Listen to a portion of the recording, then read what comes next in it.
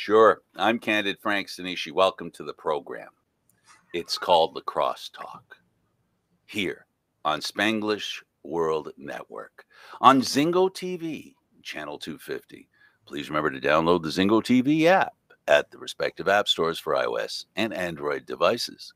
While you download, make sure to rate and leave a comment. Both apps are absolutely free.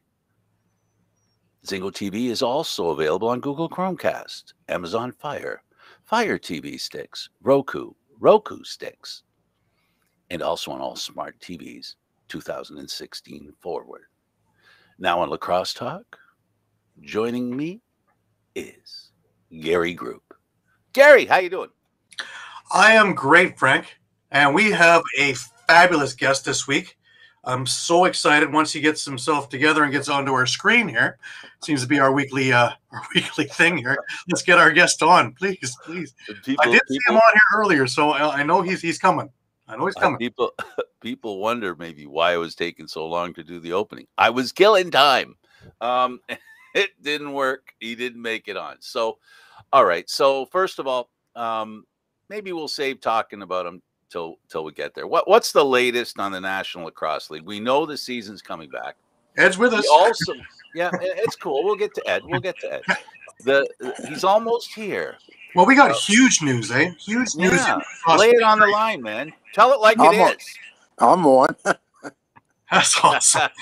The IOC, the Olympic Committee, has granted lacrosse its actual stay there. It's now in the Olympics, which is great. So that's massive news. Yeah, that's great. That's great. It's great news, is right. So joining us is Ed Tepper, former owner. You're a master of everything. A long list of things that Ed Tepper has done. So tell us a little bit first, Gary, about this guy. This is his life. Lay it on the line. Well, Ed's a winner in everything he has done. An excellent real estate developer, lifelong, and still a developer. Back in the early 70s, him and his longtime friend Ed Snyder of Philadelphia Flyer fame, they decided that it was going to be something to keep everything going in the spectrum.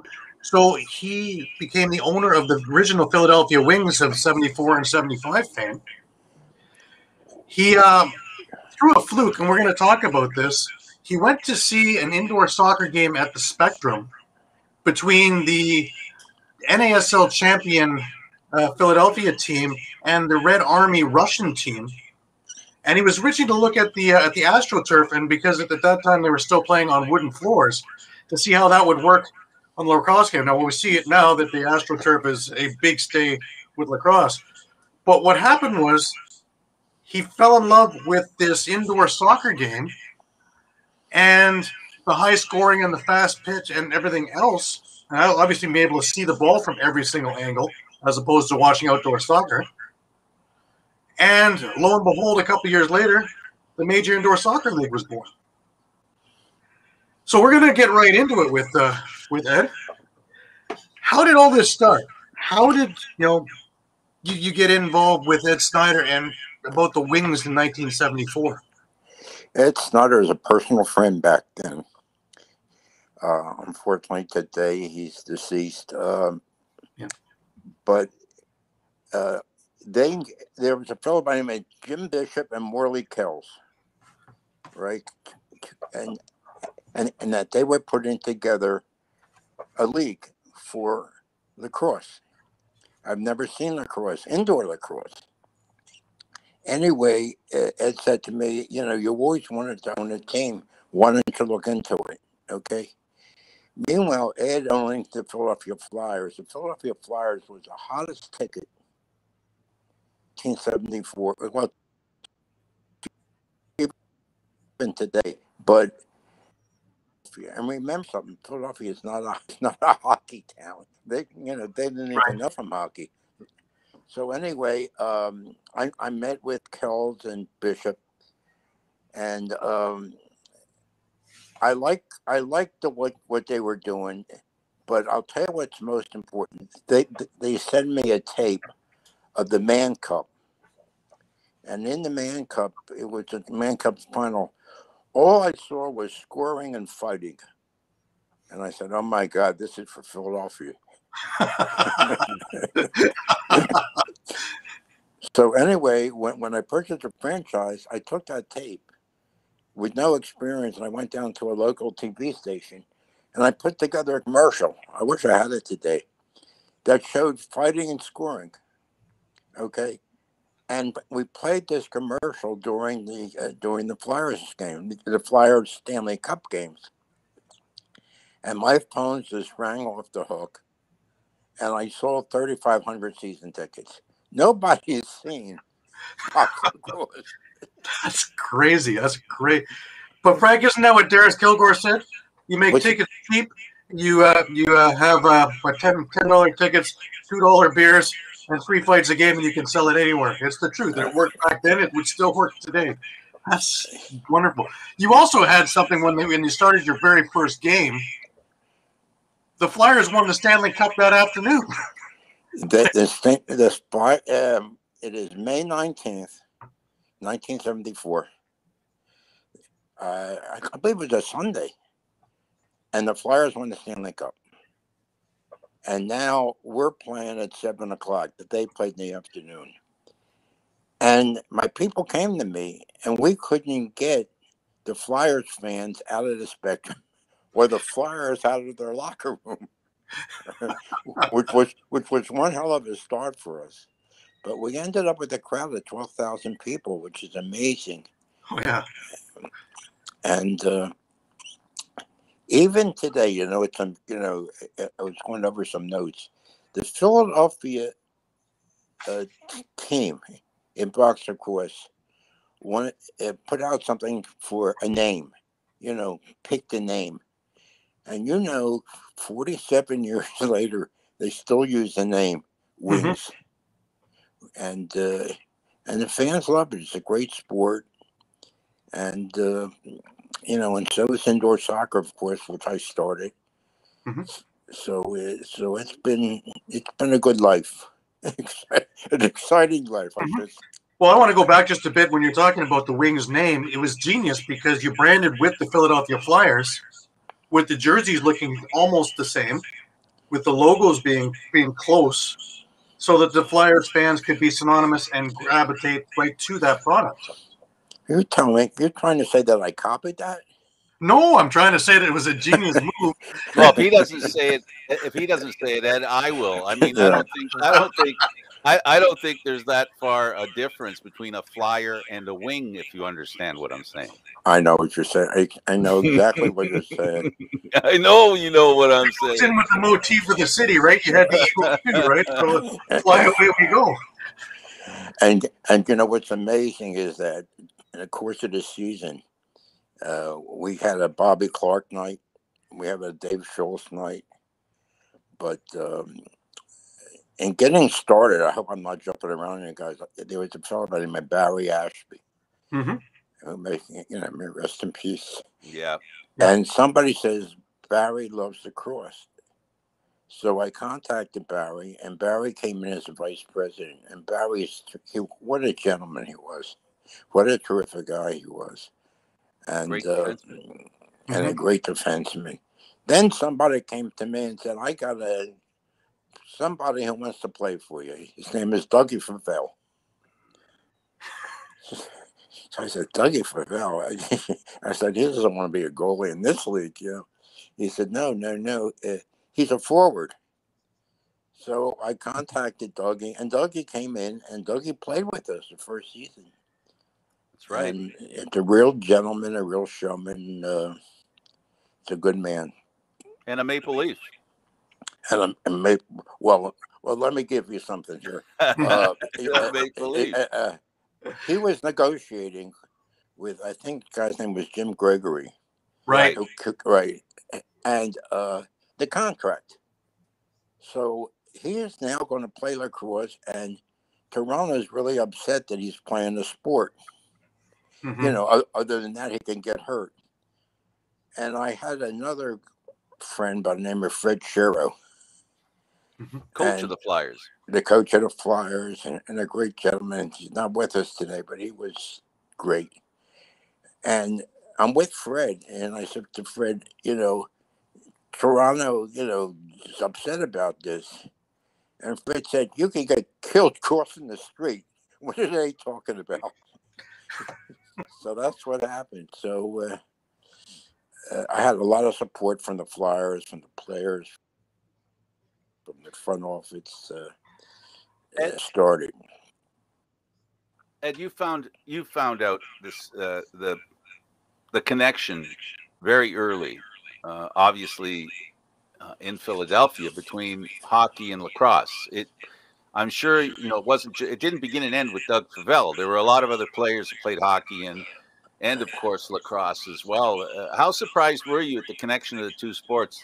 I mean, knowing that they're both played in North America. Well, I never knew that until this period of time. When I purchased a franchise, that these guys played hockey and lacrosse. But and the funniest thing is that there was a fellow by the name of Carm Collins who was our first draft choice, and we picked Carm Collins because he could fight. And that's what sells tickets in Philadelphia. But getting back to your question, and they're both skilled sports. They're both Canadian sports, and there were good days. There were good days. We had a great following. The players were great. We used to. Most of the players came out of Peterborough, Right. And if we had a game tonight, they would get on a DC-3 plane, fly to Philadelphia, play the game, and then take the same plane and go home. We never had the guys stay over until the second year. So it was a real setup, a real startup the first year. Well, you had some great players too. You had John Grant. You had a former DeVars, Jim Watson, Wayne Platt. How did they all bond together? I know there are a lot of Peterborough guys, but how did they bond? And with the fans and everything. Well, these guys were loved by the city. It was unbelievable. It all happened so fast, and they were great. Look, the salaries were not great. Let's face it. Way back then. But it's these guys. These guys took to the city, and any personal appearances, they were there, and they were so good for the sport. And an amazing thing is that before the epidemic, a fellow by the name of Andy Abramson, who I hired when he was like 14, 15 years old, and he just loved the players and they loved him. And Andy put together a reunion of the Wings in Philadelphia. And everybody, the turnout was going to be great. And then this epidemic came and it never came. But, I could envision, maybe in a year or two to have a reunion of all the players. It was great for them because they became professionals that the city loved, that the fans loved. And this is something for them, all their career that played lacrosse. This never happened. So, it was great to give give them the opportunity. It was just fantastic. Ed, when you decided to get involved in land developing, what was the transition from? You were a developer before you decided to get involved in sports, yes? Yes. So the money that you made as a developer, you thought there was a good investment in lacrosse? Well, of course, my friend Ed Snyder bought the Flyers when nobody knew what the Flyers were. Right. And look what they became. Yeah. And using that as a model, is a reason I went into it, because I thought it was a good business venture. Yeah, because right now, Ed, I don't know how well you're keeping track of the changes in the NLL. Are you up to date with what's going on in the NLL? No, I'm not. Except that the commissioner's a friend of mine. Sakavitz? Yes. Of Yeah. course, So of course. yeah. So now, right now, what's going on in the National Lacrosse League under Sakavitz's guidance? There are a lot of people with serious money feeling the same about the National Lacrosse League, that it's a good venture, a good investment, that type of thing. How happy are you to know that what you believed in way back when is finally getting the kind of respect in the financial world, something it hasn't had? This is kind of new to the National Lacrosse League. I'm not talking new as in tomorrow or yesterday. I'm talking the last couple of years. How happy does it make you feel? It makes me feel great because this is. I was 36 years old, and What are you now? 40? What are you now? 40? 41. 41. Okay, good. But I was 36 years old, and it was exciting to be involved. I really loved it. I used to travel with the Flyers, and that sort of set me up, into sports. But it's great to know that it's around. Let me put it this. Eventually, it's going to catch on and be big throughout the country. But it's like anything else. It's it takes money. Mm-hmm. But it also takes interest, and you saw something in the game that I think a lot of people are beginning to see and will be seeing.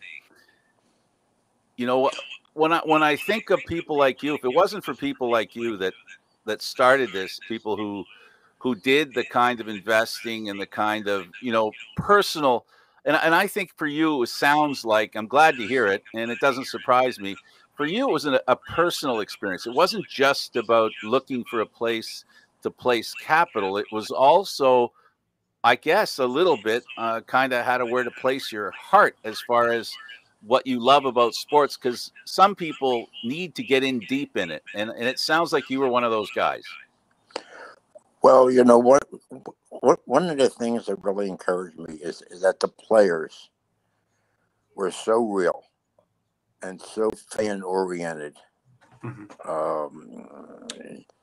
And it was great. It was great. And the fact, and I agree with you, the fact that the so-called, not me, the heavy hitters, the people to invest are coming up. It's going to be bigger than ever. And, I look forward to it. The connection as well. We always, like, the Flyers are a great example, right? In the National Hockey League, and it still continues today. In fact, a lot of the NLL teams are owned by NHL teams. So there's always been this symbiosis between the sports, and it's not just about hockey, it's not just about football, it's not just about indoor football.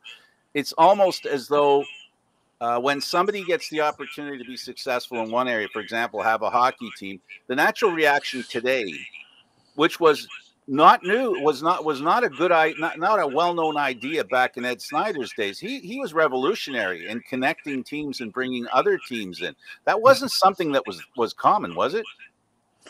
No, not,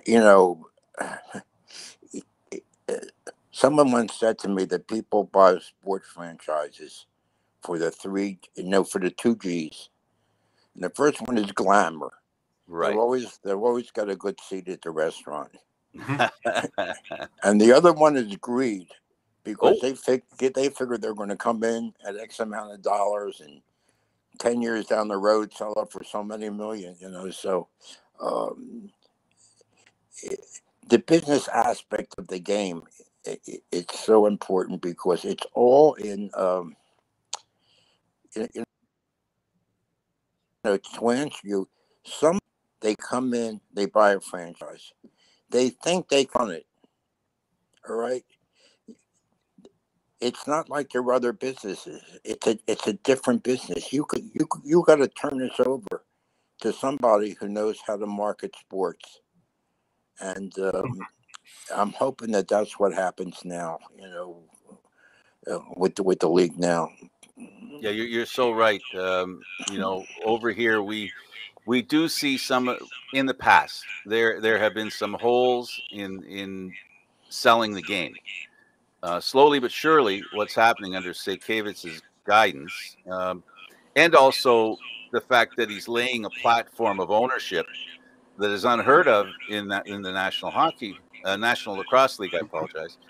That now there is an opportunity for that success to take place, deep and wide, and with a great foundation to boot. Because it's one thing to invest money, it's one thing to find really good players, but you really do need a system in place, a structure, if you will, not just on the bench or in the dressing room, but a structure that the league has that allows it to move forward and be successful. Money doesn't buy success. You're 100% right. Marketing and what you do to promote the game matters extensively, if you want to be successful at that other G word, greed. Green. Now I want to talk about that very fateful day, February 11th, 74. You were in Toronto actually before that for lacrosse, and Ed called you and wanted you to check out this indoor soccer game about turf and how that would work. You're right on target. Ed called me. He said, when you fly in, come to the Spectrum. There's an event here, and they're using AstroTurf, and we'll have dinner, and we'll just look at it, because it was indoor soccer, played on a goal that was 4x16, right? It's not like indoor soccer today. And I'll never forget being in the box with Ed, and we're looking at it, and I said to Ed, this is the way soccer will sell. And at that time too, and I'm jumping into another sport line. At that time too, there was an outdoor league, and North American Soccer League. The North American Soccer League, right? And they had it where you had to have 2 Americans on a squad. You had to have it, and you had to have one on the field all the time. And I'm saying to myself, with all the millions of kids that are playing, what is happening where you can't, use American players or Canadian players in the same? So anyway, that's how indoor soccer. Well, what went through your mind when you're watching the game itself? It's just like this is it. Like the light bulb came on, and the investor in you. No, I'll tell you what happened. The Philadelphia outdoor team was owned by Mexicans from Guadalajara, and they needed somebody to run the team. Okay, and somebody came to me and said, "Would you be interested?" I said, "I wouldn't put a dime in it, but I'll run it," because I had to learn about soccer. Right. I had to learn about soccer. So I got to know all the owners. I got to know all the, all the players and something. And it sort of indoctrinated me to the sport. And at that time, I went to the NASL and I said, look, I'm going to put together an indoor soccer. Are you interested? Absolutely not. Okay. And the truth was that they had 24 teams at the time. And out of the 24 teams, 18 of them didn't gross 18,000 a game. They had Pele and the Cosmos. So a lot of it wasn't real. Right. And what I did, and this is interesting, and again, with the help of Ed, in starting a league, I partner with Earl Foreman, mm-hmm. who had the Virginia Squires, who had a million teams, and happened to be Ed's brother-in-law. And what we did is that at Madison Square Garden, we invited the owners or the managers of the indoor arenas to come in. And we told them that we could give them an event, to fill the date and can possibly be, profitable for them. And got started. But lacrosse becoming very big again in Philadelphia. It's something I'm looking forward to. Well, the stage is set for that to happen. That's for sure. When you were involved, the North American Soccer League, that was more or less the first time there was major soccer in North America. We had the Blizzard up here in Toronto. Another guy that played was Giorgio Canaglia. The New York team, the Cosmos, had some really big players. They were paying them, like Pele, a lot of money. What it sounds like is they barely had enough money to pay those guys, and the league was financially, I guess, being hunted down by bankruptcy almost. Eventually, it suffered that loss. At that point, you went to the North American Soccer League, to see if they were interested in indoor soccer. You basically had a league that took over when they sort of disappeared, correct? Yes. Yes. In fact, if it wasn't for indoor soccer, we would not have gotten the World Cup. I guess it was the year, my years. I think in '94, because you had to have a professional league operating in order. But I want to take a lot has to do. Indoor soccer is very successful. There is big money, and they're running the stadiums first. Because you can't have a 60,000 seat stadium and have 20,000 people in there. You just build the 20,000 seats. So that's worked out well. They're good people, good owners, a good commissioner, and it's taken Philadelphia. It's done very well in Philadelphia. Yeah, marketing is really important, and sometimes the Boston Red Sox system works. A lot of organizations are realizing that maybe it's better not to have as big a stadium, but have supply and demand are two key words when it comes to marketing, right? If you have too much supply, the demand is not as good, and then the perception becomes something negative, right? Well, when people go there and they see a lot of empty seats, they will say, "Well, why am I here?" You have to. It's like indoor soccer now. They're trying to find facilities with 7,500 seats, and that would be terrific, because that's all you need. Yeah, it's perception. And oh yeah.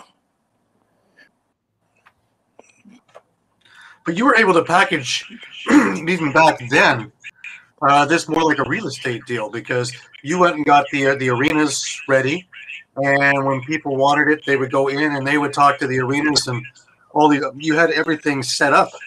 How was your point? How did you sell this league to potential owners? Well, first of all, I made contact with the owners of the facilities, and they went to their managers, and they went out to look for the owners to try to find people to purchase a franchise. So we had a lot of people working for it. It's like in real estate, you have a development, but you can't do it all. You have to go to all the brokers. Right. And actually, that they were the brokers, but we had some great brokers. We had Jerry Buss. We had Sonny Werblin. We had Di Bartolo. we had some excellent people in our early.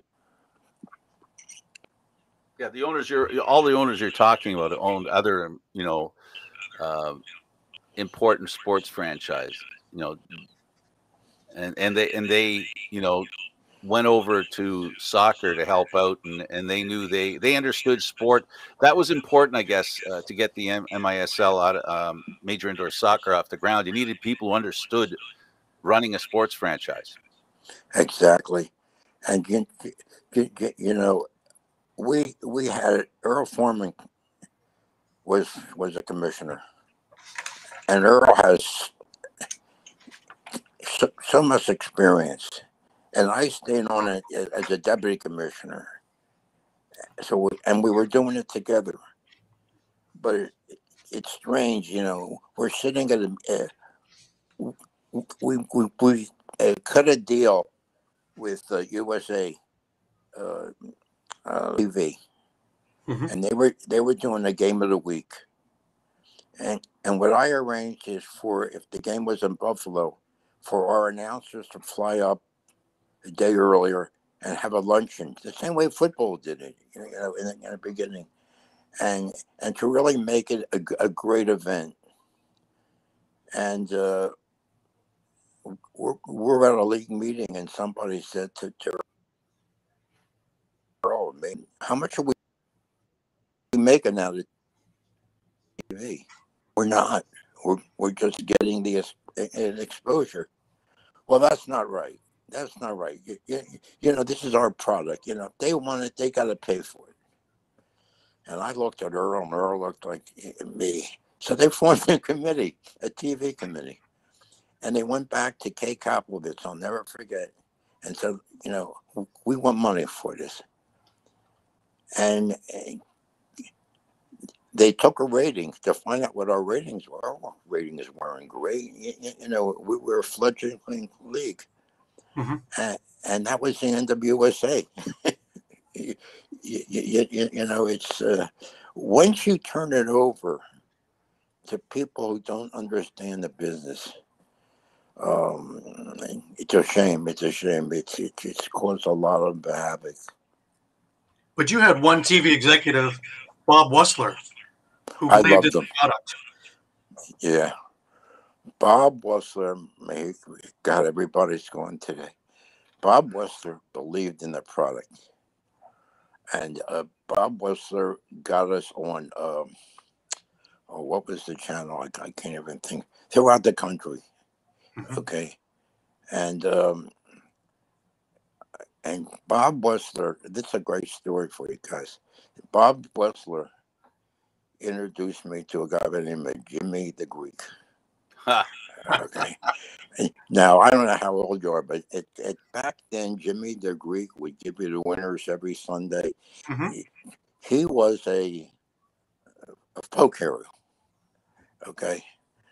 And to show you the kind of folk hero was, he was doing a Chicago Bears game. He came to Philadelphia. He called me. He says, I'm going to be in town. I want to go to Bookminders for dinner. I said, sure. And we walked into Bookminders, and everybody in the kitchen came out to see him. He just had that attraction. I'd walk down the street with him. Everyone knew Jimmy the Greek, okay? So I said, Jimmy, can you get us a line on indoor soccer? And we went back and forth, and it ended up, Jimmy put us in 81 newspapers. 81 newspapers, okay? And Jimmy, and it worked, but Jimmy wanted to be paid, okay?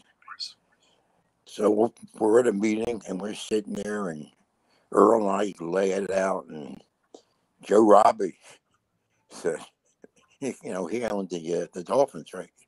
He said, right. I'm not paying anyone to put a line on my game. You do that, I'm walking out of here. So that didn't work. But meanwhile, every PR director said that they set up the line. Well, I did it with Jimmy. I said, Jimmy. His mom would like to remind everybody his last name was Snyder. Yeah, that's right. Very good.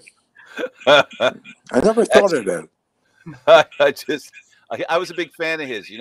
Back in his day, it was him, Howard Cosell, and there were very few people who had, that cachet, that you know, the people. Whenever he started talking, I know it sounds silly. It sounds like a commercial. It sounds like one of those investment commercials. But when they talked, people did listen. Howard Cosell was another one of those guys, that when they spoke, people listened. They truly did.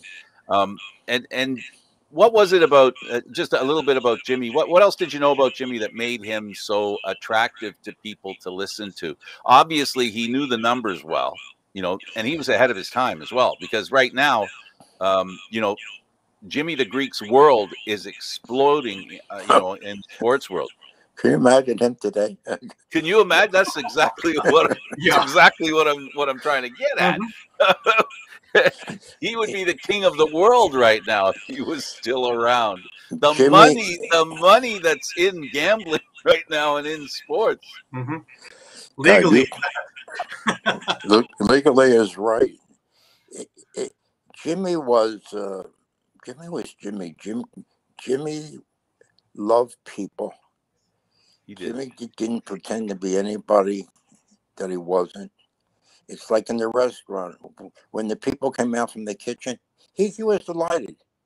If there's people at another table having dinner, well, the kitchen people come first. Jimmy was just he was a people person. Yeah, he did. And The only shtick he had was his name. The rest of him was pretty obvious. He was pretty straightforward. He spoke right from the hip. absolutely. I'm in the office one day, and my assistant says to me, "There's somebody on the phone by the name of Don Meredith. Yeah. Remember him? Dandy. Dandy. So I pick up the call. I said, "This is going to be a joke," but he heard about the league. He called me to wish me well, and he was a class guy. Right. God, breath, God, it was way back. But Jimmy the Greek today would be he's Jimmy the Greek. Can I ask you? We've got lots of time left. We're with Edward Barry Tepper. He's been inducted in the Hall of Fame, the Missile Hall of Fame. You were born in Baltimore, Maryland. You were the founder of MISL, Major Indoor Soccer. You were involved deeply with the Flyers. A good friend, Ed Snyder. This is a personal question. I want to ask this question. So, what team are you going to buy on your 100th birthday? I just want to know, because sir, you are amazing. You're come March, you'll be 98 years old. No, wait. Stop there. You have me mixed up. Do I? With Earl for me. Earl was born in Baltimore, right? If Earl lived, Earl died when he was 93 a couple of years ago. But for some reason, if you go on to something, they have me. I'm here on the Indoor Soccer Hall of Fame. Yeah, they had the numbers backwards. I saw that too. Well, that. But I'm getting old, but not that old. We got a ways to go before the 100th birthday. Maybe we can get one for your 90th birthday. We got a good team. Well, it's funny because there's a lot of reunions today, and I look forward to, by the way, the one for Lacrosse. I would love to see those guys, with their bare bellies and everything else, but well earned bare bellies at that.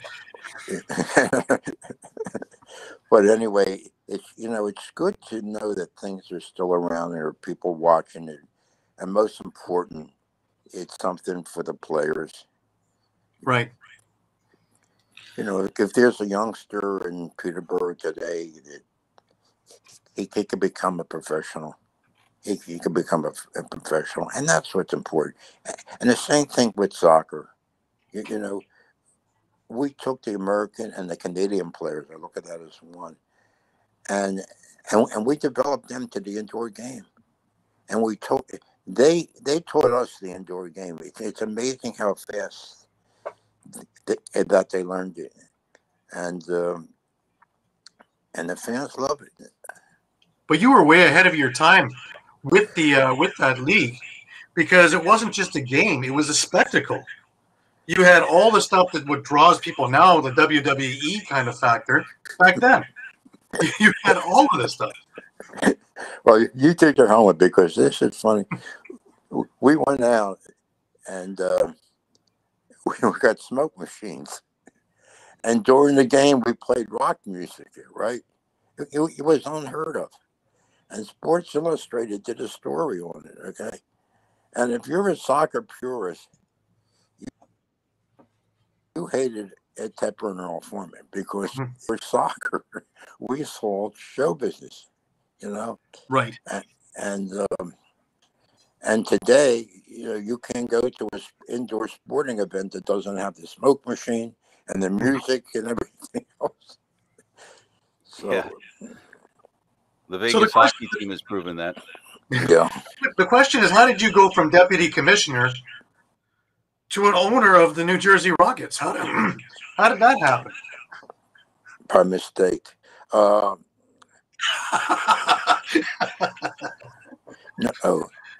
Earl and I were each entitled to a franchise for putting the league together. And we were told that the Meadowlands Arena is going to be bigger than the Spectrum and Madison Square Garden. Mm-hmm. Okay. That is going to be it. And the Cosmos play in the, and I wanted to operate it myself to make sure that it's successful. Because if we made it there, it's like, no, you make it there, you can make it anywhere. Mm-hmm. And I want to tell you, and Sonny Werblin helped me get the lease and all. The arena's in the middle. The arena never made it. Mm. We thought it was going to be, utopia. The greatest thing since the Garden, and it never made it. Right. And it's as of today, I don't know if they have a professional team in there. So when the league actually did fizzle back in the 90s, it had its run, and in the 90s, what do you attest to would be the reason that this thing fizzled out? Because it was gangbusters. You had 32 different owners, 25 teams, whatever, along the way. Would you say unionization? Would you say greed? What do you think was the reason that this thing fell apart? Well, the people that own the arenas were having their own problems with hockey and basketball back then, and that's where their big investment was. For us, you're as good as your weakest link, and we never had the strong owners were there, but there were weak owners, mm-hmm. and that's and that's what caused havoc. But I'll tell you what's amazing here, that the millions of kids that are playing indoor soccer and the thousands of facilities, indoor soccer facilities, and they have them in Canada too. So something has come out of it other than viewing a professional sport. I wish I had the answer to your question, because at that point I was back trying to buy apartments. But it's a shame. It's a shame because, but it's coming back. Oh, let me say something. Okay, let me answer your question this way. We're at a meeting, and there was a guy by the name of Ed Garvey. Remember that name? Mm-hmm. I do. Okay, and we're sitting there, and we decided to start a union. So Jerry Buss was at the meeting, and they don't know, the Lakers or whatever. Uh, they come from a different world. They're good people. They come from a different world. And what happened is that they put a salary that you have to spend so much money, right? Well, Jerry had the money. Joe Robbie had the money. But there's a lot of other people that didn't have the money. And you had this salary thing over your head. And it's a shame because, that's one of the reasons. Plus the fact that in order for something to become successful today, you got to have TV coverage. Have it, and we didn't have it. But right now, what's happening is that there's, I guess, 19 indoor soccer teams, and not in major arenas, but in arenas. Right. And they're doing well. Doing well means coming back every year, fans, get a fan base and so on. And that's good. That's good. I was out in San Diego a year ago, and people out there love indoor soccer. Right? They got a good team. They're building a facility, by the way, for indoor soccer. Can you believe it? So it's come a long way. But you also did way back. I'm just going to twist us back a little bit. You did the right things originally. Marketing. You got Shep Messing in there, and that was the most popular American at the time. What a great way to market.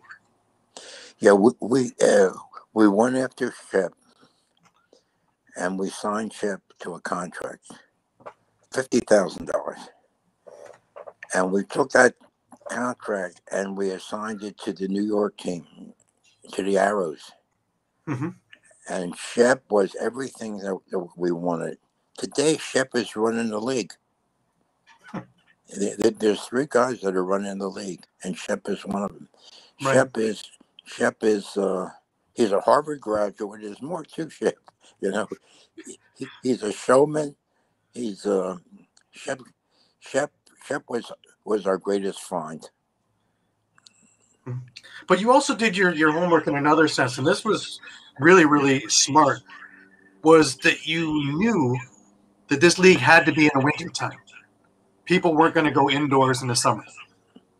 That was something that was pondered back and forth. There were arenas that say, we'll come in and own the team if you come in June, July, and August. Mm-hmm. But especially, back east here, it's so pretty this time of year that people want to go outdoors. I'm sure the same thing in Canada. Mm-hmm. And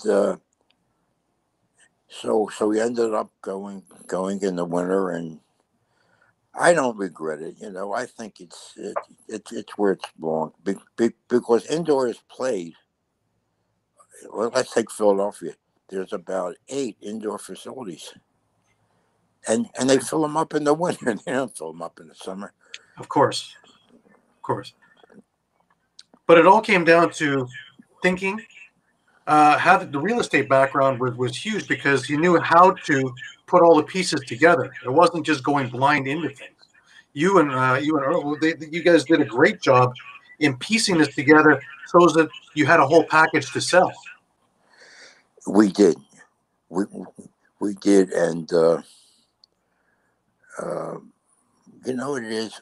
We became friendly with the people that we sold it to, mm-hmm. and we looked after them, and that's why we ran the league. They wanted Earl to run the league and me to run the league, and I always said that it could have been me, not Earl, but Earl was older than me, but which he loved. Yeah. To answer your question, it's you're as good as the people that run the franchise. You're as good as the arena. It takes a lot. But, the fact that what we're talking about today between lacrosse and indoor soccer, we're still talking about it. It's there. After 47 years, it's there. Yeah. Something has to be right.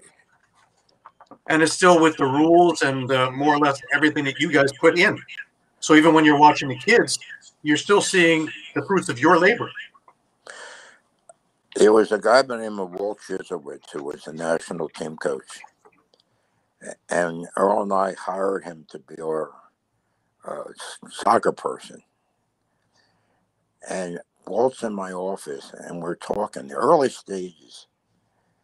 And I said, Walt, listen, it's never going to work with a goal 4x16. It's crazy. It was like a hockey net extended. So Walt says to me, on your desk, and it was 6x12. And that's what the goal was today, is 6x12. and that's how it came about. And what we did is that we went down to Houston, and we experimented, with different size goals. But 6x12 worked out perfect. We had a TV camera to see that it should be a red ball, which was great. And in all fairness, I think that the Canadians and the American players really, really adopted indoor soccer. It's not a surprise. The weather here in North America isn't as friendly in the winter as it is in the summer to soccer, at least anyway. Right. Yeah, so that'd be pretty good. Very quickly, what are you doing right now?